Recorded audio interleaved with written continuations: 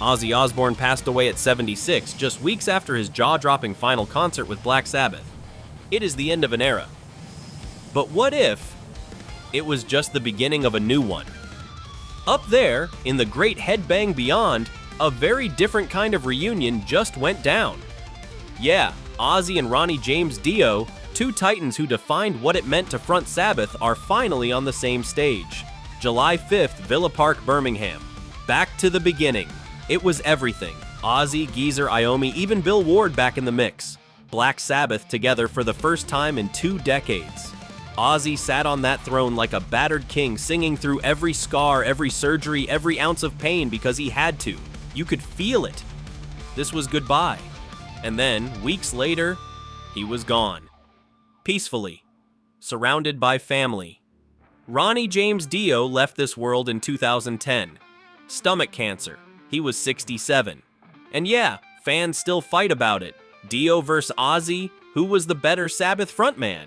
But if you ever listened to Heaven and Hell or Mob Rules, you knew Dio wasn't a replacement.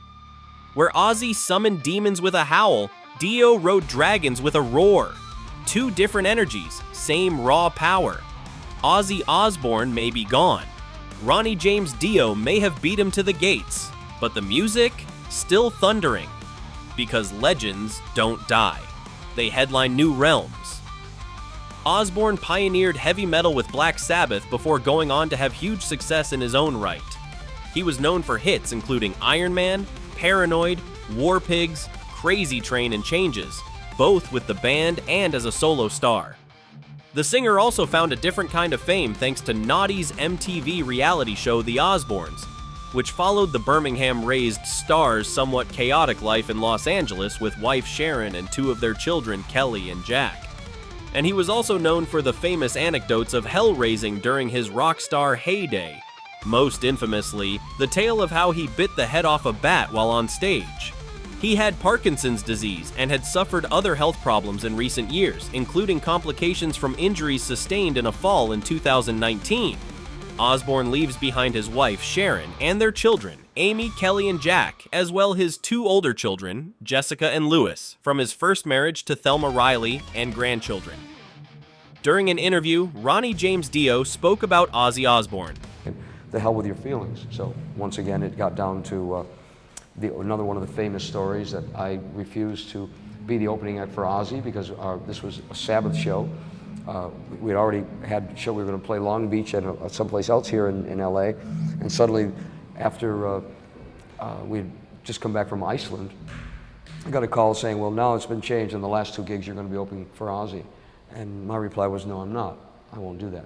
And so for almost all those 2 months of touring in America, they still believed that I was going to do that show. Okay. I kept telling them, no, I'm not going to do it. And 2 weeks before, Geezer said to me, you're really going to do the show, aren't you? And I said, I told you, I'm going to tell you only one more time.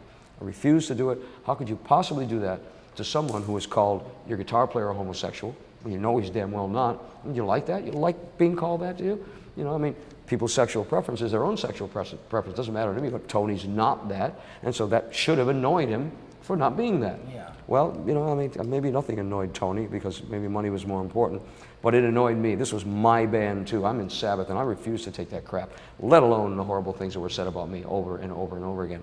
So there was no reason on earth for me to have to show, as they put it in those days, respect to Ozzy. I don't respect you for a start, and I don't need to show you any respect, mate. So what are your thoughts on this story? Let us know in the comments, and make sure to like, subscribe, and hit the notification bell.